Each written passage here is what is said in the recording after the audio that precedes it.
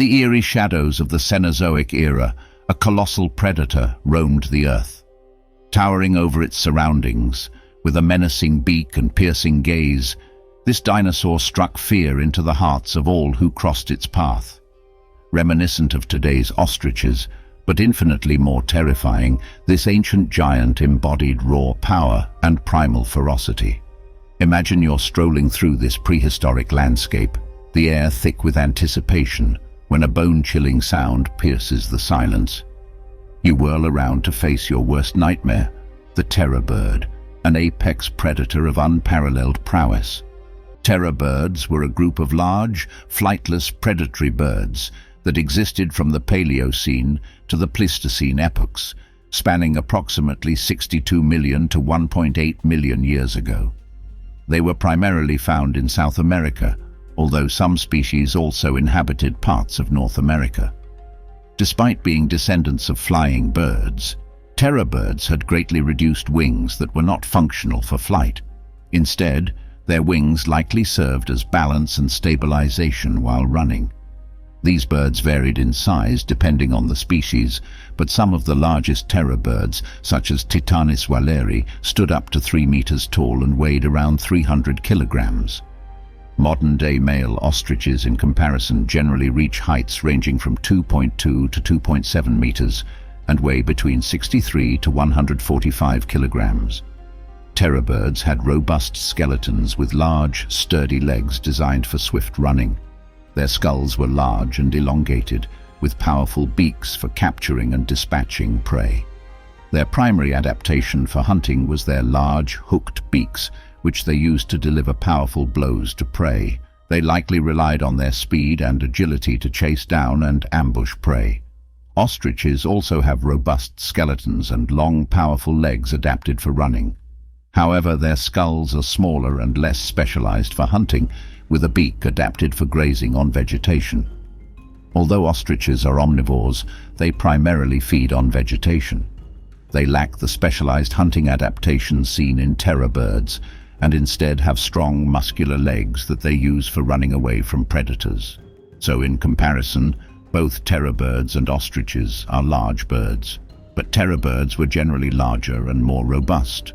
Both have sturdy skeletons and powerful legs, but terror birds had larger skulls and more specialized beaks for hunting.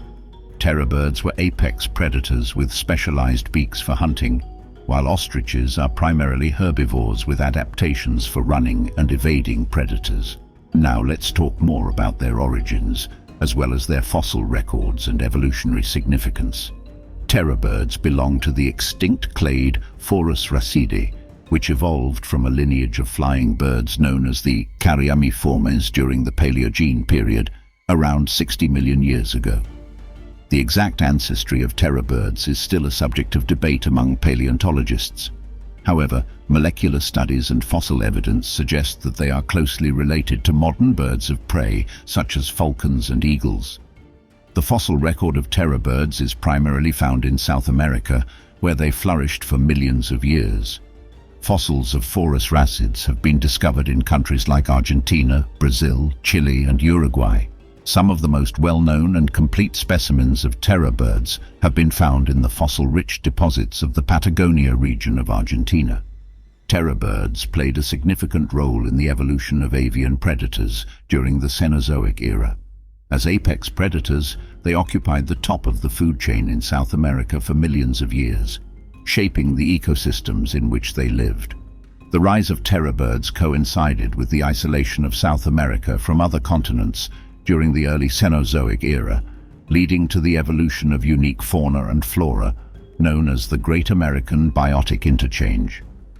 The extinction of terror birds during the late Pleistocene epoch marked the end of an evolutionary lineage that had persisted for millions of years. Their disappearance may have been influenced by environmental changes, competition with other large predators, and the arrival of humans in South America. Let's also talk more about their diet, hunting strategies, and their competition with other predators. Terror birds were carnivorous predators, feeding primarily on a variety of vertebrate prey, including mammals, reptiles, and smaller birds. Their diet likely varied depending on factors such as habitat, prey availability, and the size and species of the terror bird. Terror birds were agile and fast runners, relying on their speed and strength to pursue and capture prey. They likely employed a combination of hunting strategies, including ambush predation and pursuit predation. Some species may have used their large beaks to strike and kill prey, while others may have employed tactics such as grappling or using their sheer size to overpower their victims. As apex predators, terror birds occupied the top of the food chain in ancient South American ecosystems, exerting significant influence on prey populations and community dynamics. They likely competed with other large predators, such as saber-toothed cats, giant ground sloths, giant jaguars, and large predatory mammals, for food and resources. Conversely, smaller predators and scavengers may have avoided confrontations with terror birds, as they would have been formidable adversaries. Now that we've discussed some general facts about the terror bird, the question arises, what if it existed today? To answer this question, however, we first have to brainstorm about where the terror bird would live and how it would pose a threat to humans.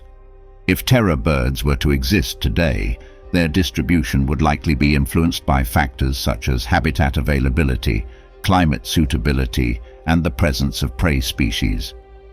Given their historical presence in South America, it's plausible that they would continue to inhabit regions with similar environmental characteristics. Potential regions besides South America where terror birds might thrive today could include Australia, Africa, and some parts of North America. Certain regions of Africa, particularly those with extensive savannas and grasslands, might offer suitable habitats for terror birds. Areas such as the Serengeti Plains or the Kalahari Desert could provide ample opportunities for hunting and nesting. Regarding North America, areas with expansive grasslands or forests, such as the Great Plains or parts of the Pacific Northwest, might be potential habitats for these predators. If terror birds were alive today, they would likely pose a significant danger to humans due to their large size, powerful beaks, and predatory nature. If they perceived humans as potential prey or threats, they could attack with their sharp beaks and powerful legs. Encounters with terror birds would mostly result in serious injury or even death.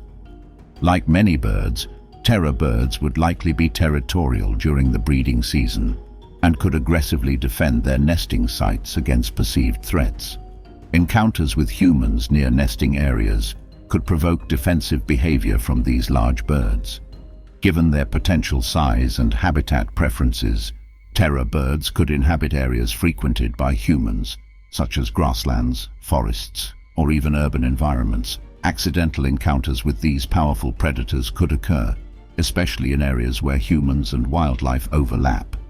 So if you should get into a conflict with a terror bird, what helps? Probably nothing. If you try to run away, their predatory instinct will kick in and it will start chasing you. Terror birds are also significantly faster than humans, reaching speeds of up to 48 kilometers per hour. So you can forget about escaping. Physically, you have no chance either. In my opinion, the only way to survive this conflict would be to slowly back away from the area without turning your back on the bird. Maintaining eye contact can help convey to the bird that you are not a threat or prey. But the best thing is still to just pray that these cruel creatures will never be brought back to life and will never cross your path. Otherwise, farewell. But of course, prehistoric